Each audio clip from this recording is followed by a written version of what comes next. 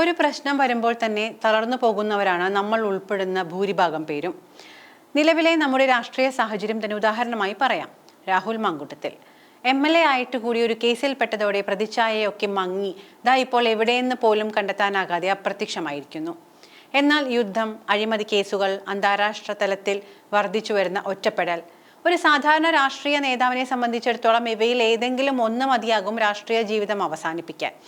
എന്നാൽ ഇസ്രായേൽ പ്രധാനമന്ത്രി ബെഞ്ചമിൻ നെതന്യാഹുവിന്റെ കാര്യങ്ങൾ ഇതിലൊന്നും ബാധകമല്ല എന്ന് തെളിയിക്കുന്ന കാഴ്ചകളാണ് നാം കാണുന്നത്. അൽ ജസീറ റിപ്പോർട്ട് ചെയ്യുന്നത് പ്രകാരം ഗാസയിലെ യുദ്ധവും വെടിനിർത്തൽ ലംഘനങ്ങളും തുടരുമ്പോഴും ഇസ്രായേലിലെ ചർച്ചകൾ മുഴുവൻ നെതന്യാഹു എന്ന ഒറ്റ വ്യക്തിയിലേക്ക് ചുരുങ്ങുകയാണ്. നെതന്യാഹുവിനെ പോലെ മറ്റാരുമില്ല എന്ന വാചകം നെതന്യാഹുവിന്റെ രാഷ്ട്രീയ അതിജീവനത്തെ കൃത്യമായി അടയാളപ്പെടുത്തുന്നു. എന്തുകൊണ്ടാണ് നെതന്യാഹു വീണ്ടും അധികാരത്തിൽ വന്നേക്കാമെന്ന് നിരീക്ഷകർ കരുതുന്നത്? അതിനെക്കുറിച്ചുള്ള ചില കാര്യങ്ങളാണ് പറയുന്നത്. വിവിധ കാരണങ്ങൾ കൊണ്ടാണ് നിരീക്ഷകർ നെതന്യാഹു വീണ്ടും അധികാരത്തിൽ വന്നേക്കാമെന്ന് കരുതുന്നത്. അവയിലെ ചില പ്രധാന ഘടകങ്ങൾ ഇനി പറയുന്നവയാണ്. അധികാരത്തിൽ തുടരാനുള്ള അതിയായ ആഗ്രഹം. അഴിമതി കേസുകളിൽ വിചാരണ നേരിടുന്ന നെതന്യാഹുവിന് പ്രധാനമന്ത്രി പദവി നഷ്ടപ്പെടുന്നത് നിയമപരമായ കാര്യങ്ങളിൽ അദ്ദേഹത്തിന് തിരിച്ചടിയായേക്കാം. അതിനാൽ വിചാരണ നീട്ടിക്കൊണ്ടു പോകാനും കേസുകളിൽ നിന്ന് രക്ഷപ്പെടാനും അദ്ദേഹത്തിന് അധികാരത്തിൽ തുടരുവാൻ തീവ്രമായി ശ്രമിക്കുക തന്നെ വേണ്ടിവരുമെന്നാണ് നിരീക്ഷകർ പറയുന്നത്. നെതന്യാഹു ഒരു മികച്ച രാഷ്ട്രീയ തന്ത്രജ്ഞനാണ് എന്നതാണ് പൊതുവെ അംഗീകരിക്കപ്പെട്ടിട്ടുള്ള കാര്യം. തന്റെ വ്യക്തിപരവും രാഷ്ട്രീയപരവുമായ ലക്ഷ്യങ്ങൾ നേടിയെടുക്കുന്നതിനായി വിവിധ സാഹചര്യങ്ങളെയും സംഭവങ്ങളെയും ഉപയോഗപ്പെടുത്താനുള്ള അദ്ദേഹത്തിന്റെ കഴിവ് പലപ്പോഴും എതിരാളികളെ മറികടക്കാൻ അദ്ദേഹത്തെ സഹായിച്ചിട്ടുണ്ട്. മറ്റൊന്ന് പറയുന്നത് വലതുപക്ഷ കക്ഷികളിലെ പിന്തുണയാണ്. ഇസ്രായേലിലെ തീവ്ര വലതുപക്ഷ മതകക്ഷികളുടെ പിന്തുണ നെതന്യാഹുവിന് തന്റെ സഖ്യം നിലനിർത്താൻ നിർണായകമാണ്. ഈ കക്ഷികളെ കൂടെ നിർത്താൻ അദ്ദേഹം ശ്രമിക്കുമെന്നും ഇത് അദ്ദേഹത്തിന് തിരിച്ചുവരവിന് സാധ്യത നൽകുന്നുവെന്നും കരുതപ്പെടുന്നുണ്ട്.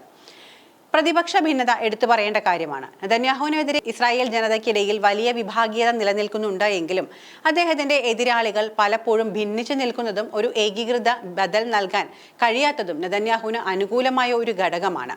വിജയത്തിനായുള്ള ശ്രമമാണ് ഇനി പറയാനുള്ളത്. ഗാസയിലെ യുദ്ധം, ഇറാനെതിരായ നടപടികൾ തുടങ്ങിയ കാര്യങ്ങളിൽ ഒരു സമഗ്ര വിജയം പ്രഖ്യാപിച്ചുകൊണ്ട് ജനപിന്തുണ നേടാനും വീണ്ടും തെരഞ്ഞെടുപ്പ് പ്രചാരണം ആരംഭിക്കാനും നെതന്യാഹു ശ്രമിച്ചേക്കാം.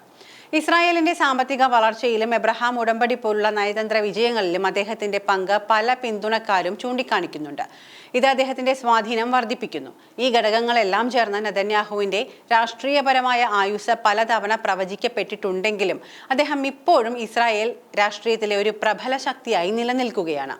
യുദ്ധമല്ല ചർച്ചാ വിഷയം, നെതന്യാഹു മാത്രമാണ്. കഴിഞ്ഞ കുറെ ആഴ്ചകളായി ഇസ്രായേലിലെ പ്രധാന ചർച്ചാ വിഷയം ഗാസയിലെ യുദ്ധമല്ല, മറിച്ച് ഔദ്യോഗികമായ ഒരു വെടിനിർത്തൽ നിലവിലുണ്ട് എന്ന് വിശ്വസിക്കാനാണ് അവർക്കിഷ്ടം. എന്നാൽ ഈ കാലയളവിൽ മാത്രം 130 കുട്ടികൾ ഉൾപ്പെടെ 350-ലധികം പലസ്തീനികൾ കൊല്ലപ്പെട്ടിട്ടുണ്ട് എന്നത് ഇസ്രായേൽ ജനതയെ അലട്ടുന്നതേയില്ല. പലസ്തീനികൾ കൊല്ലപ്പെടുക എന്നത് അവിടെ ഒരു സ്വാഭാവിക നടപടിയായി മാറിയിരിക്കുന്നു. മറിച്ച് ഇസ്രായേലിനെ പിടിച്ചുലയ്ക്കുന്ന വിഷയം നെതന്യാഹുവിന്റെ മാപ്പപേക്ഷയാണ്. നിലവിൽ അഴിമതി കേസിൽ വിചാരണ നേരിടുന്ന നെതന്യാഹു വിചാരണ പൂർത്തിയാകുന്നതിന് മുൻപ് തന്നെ തനിക്ക് മാപ്പ് നൽകണമെന്നോ വിചാരണ നിർത്തിവെക്കണമെന്നോ ആവശ്യപ്പെടുന്നു. സാധാരണയായി കുറ്റവാളി എന്ന കോടതി കണ്ടെത്തിയവർക്കാണ് മാപ്പ് നൽകുന്നത്.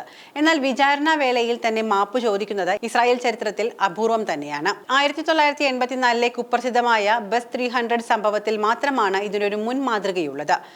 3 തട്ടിലായ ഇസ്രായേൽ ജനതയ്ക്കൊപ്പം നെതന്യാഹുവിന്റെ ഈ നീക്കത്തോട് ഇസ്രായേൽ ജനത പ്രതികരിക്കുന്നത് 3 രീതിയിലാണ്. ഈ 3 വിഭാഗങ്ങളുടെയും നിലപാടുകൾ പരിശോധിച്ചാൽ നെതന്യാഹുവിന്റെ ശക്തി എന്താണ് എന്ന് മനസ്സിലാകും. ഇവർക്ക് നെതന്യാഹു വെറുമൊരു നേതാവല്ല, ഇസ്രായേലിന്റെ രക്ഷകനാണ്. ഇസ്രായേലിനെ തകർക്കാൻ ശ്രമിക്കുന്ന ഡീപ് സ്റ്റേറ്റിന്റെ വേട്ടയാടലാണ് ഈ വിചാരണ എന്ന് അവർ വിശ്വസിക്കുന്നു.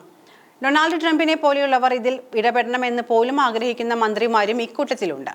നെതന്യാഹുവിനെ എതിർക്കുന്നവർ പോലും അദ്ദേഹം മുന്നോട്ട് വെച്ച നയങ്ങളിൽ നിന്ന് വ്യത്യസ്തമായത് ഒന്നും പറയാനുമില്ല. ഗാസയെ തകർക്കാനും ഹമാസിനെ ഇല്ലാതാക്കാനും നെതന്യാഹു ചെയ്യുന്നതിനപ്പുറം മറ്റൊരു ബദൽ മാർഗം പ്രതിപക്ഷത്തിനുമില്ല. ഇസ്രായേലിലെ മറ്റൊരു നേതാവിനും നെതന്യാഹുവിനെ പോലെ അന്താരാഷ്ട്ര തലത്തിൽ സ്വാധീനം ചെലുത്താനോ ശത്രുക്കൾക്കെതിരെ കടുപ്പമേറിയ നിലപാട് എടുക്കാനോ കഴിയില്ല എന്ന് ജനം വിശ്വസിക്കുന്നു. നെതന്യാഹുവിന്റെ അനുയായികൾക്ക് അദ്ദേഹം ഇസ്രായേലിന്റെ അഭിമാനമാണ്. ലോകത്തിന് മുന്നിൽ തലകുനിക്കാത്ത, നിയമങ്ങൾക്കും അതീതനായ നേതാവ്. കഴിഞ്ഞ 2 പതിറ്റാണ്ടായി ഇസ്രായേൽ ഭരിക്കുന്നത് അദ്ദേഹമാണ്. ഇടക്കാലത്ത് വന്ന മറ്റു പ്രധാനമന്ത്രിമാർക്ക് 18 മാസം പോലും തികച്ചു ഭരിക്കാൻ കഴിഞ്ഞിട്ടില്ല എന്നതാണ് ശ്രദ്ധേയം. ഇത് നെതന്യാഹുവിന്റെ ഭരണപാടവത്തെയും രാഷ്ട്രീയ തന്ത്രജ്ഞതയെയും അടിവരയിട്ടുറപ്പിക്കുന്നു.